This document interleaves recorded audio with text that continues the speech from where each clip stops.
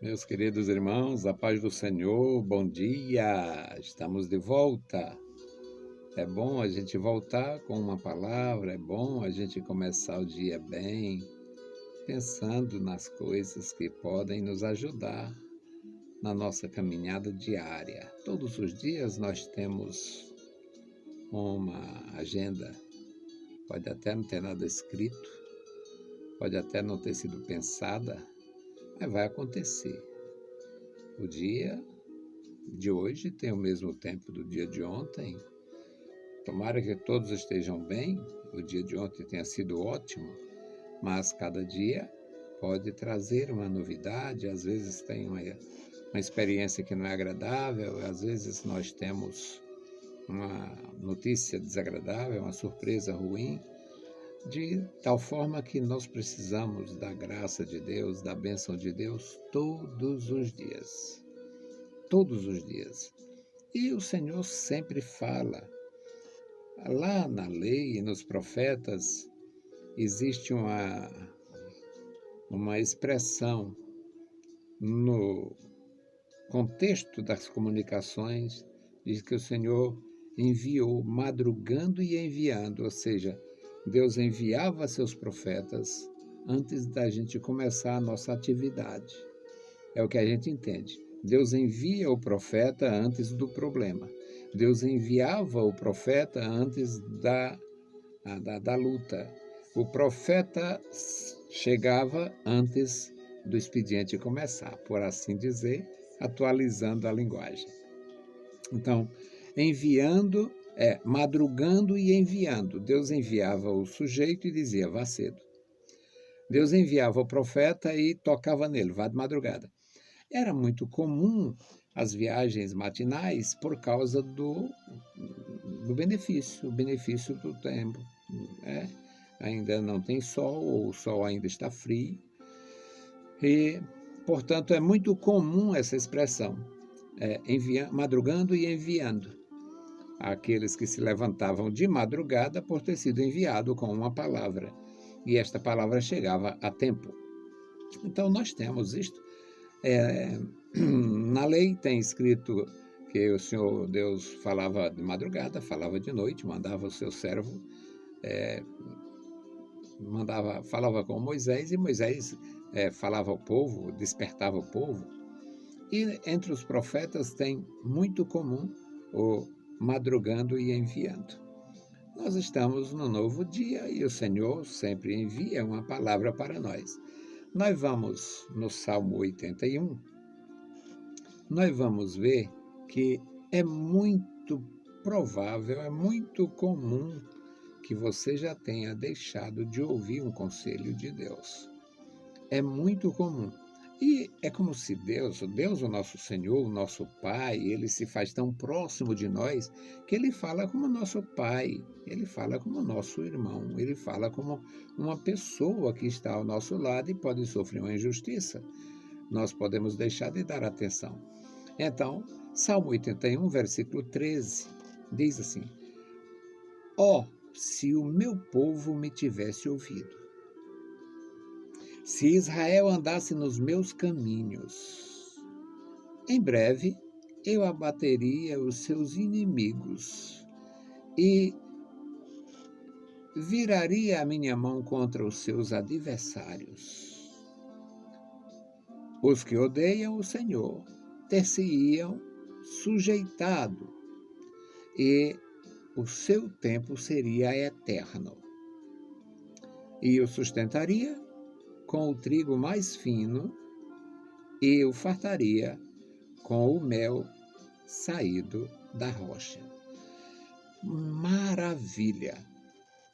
Um texto bem pequeno, com promessas e cobranças, ou cobranças e promessas. O A é uma interjeição. Se o meu povo me ouvisse, se o meu povo tivesse me ouvido, se meu filho tivesse me escutado. É isso. Se o meu povo me ouvisse, se Israel me ouvisse, se o meu povo me tivesse ouvido, Se Israel andasse nos meus caminhos, se tivesse sido esta a opção, a escolha de Israel andar nos meus caminhos, eu entraria em campo e abateria os seus inimigos e voltaria a minha mão, viraria a minha mão contra os seus desafetos, os seus adversários.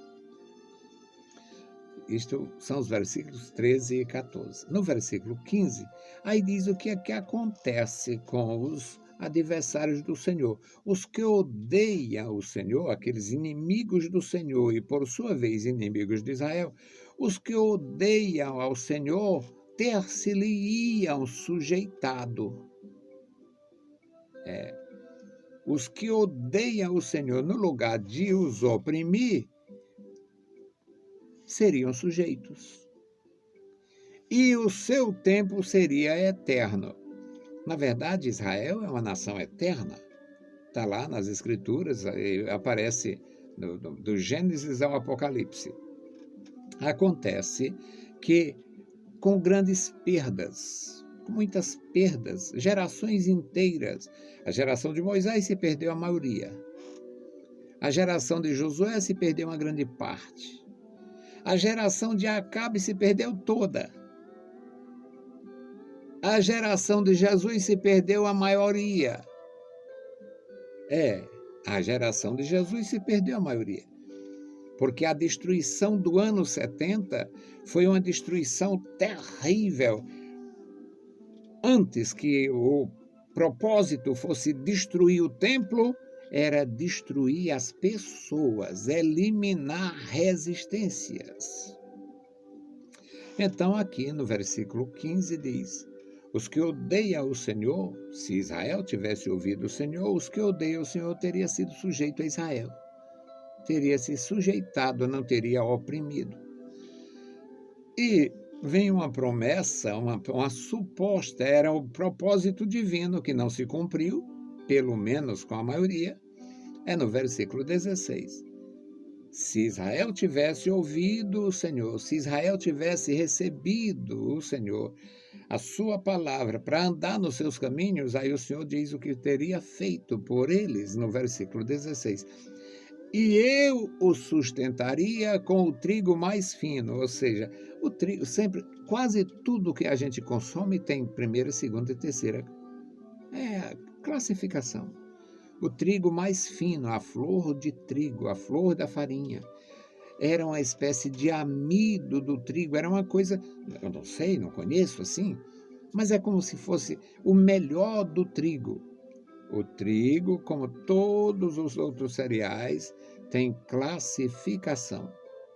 E a classificação que seria dada pelo Senhor para sustento do seu povo e eu o sustentaria com o trigo mais fino, ou o melhor trigo que existe, e o fartaria com o mel saído da rocha. Eu que venho do campo conheço essa história do mel, ou tirar o mel, a colheita de mel. O mel tirado da rocha é diferente do mel tirado das árvores. As abelhas, elas usam cavidades. Então, a abelha encontra uma cavidade numa rocha e ela faz um mel extremamente puro. A abelha, a mesma qualidade de abelha, encontrando uma cavidade numa árvore, elas podem fazer um mel, mas não podem não ser tão puro, porque esta cavidade pode ter sido usada por insetos e por animais, até por animais peçonhentos, ninho de cobra dentro de árvores. Não tem mais a serpente ali, a abelha ocupou e fez. Criou ali a sua colmeia e deu mel, mas é um mel diferente e, digamos, até com a possibilidade de contaminação, diferentemente do mel tirado da rocha. E ainda tem o mel tirado do chão. Eu conheço as 3 situações. O mel tirado do chão, ele vem com poeira, com fragmentos de terra, e ainda tem um cheiro do chão, cheiro de terra. Então, são situações que a gente conhece por experiência e Deus fala pela sua bondade. Se o meu povo tivesse me ouvido, tivesse andado comigo, eu teria entrado na luta por eles, teria abatido os seus inimigos e teria vencido os seus inimigos, os seus adversários. E esses adversários que odeiam Israel porque odeiam o Senhor, no lugar de sujeitar Israel, seriam sujeitos.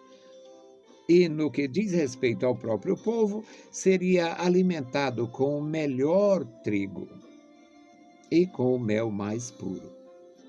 São promessas, são propostas divinas para o seu povo. Agora, esta questão do se acontecesse, nós temos nós temos aqui também na questão do Senhor Jesus, em relação a Jerusalém. Em Lucas capítulo 13, Jesus diz: se Jerusalém tivesse me ouvido, se Jerusalém tivesse me recebido, não com essas palavras, mas escute o que o Senhor Jesus diz. Jerusalém, Jerusalém, que mata os profetas e apedrejas os que a ti são enviados. Quantas vezes eu quis ajuntar os teus filhos para alimentar com o melhor trigo, para dar o mel mais puro, para lutar por eles, para livrá-lo da mão dos seus adversários. Aí vem a comparação. Como a galinha que ajunta os seus pintos debaixo das suas asas, e não quiseste. Ou seja, a mesma coisa proposta que o Senhor diz: eu venceria os seus inimigos, no lugar deles se tornarem opressores, eles seriam sujeitos a Israel. E aqui diz: no lugar dos seus adversários destruírem a sua terra, destruírem o seu templo, matarem os seus filhos, vocês seriam poupados. São propostas divinas, muitas vezes rejeitadas por nós humanos. Para você pensar.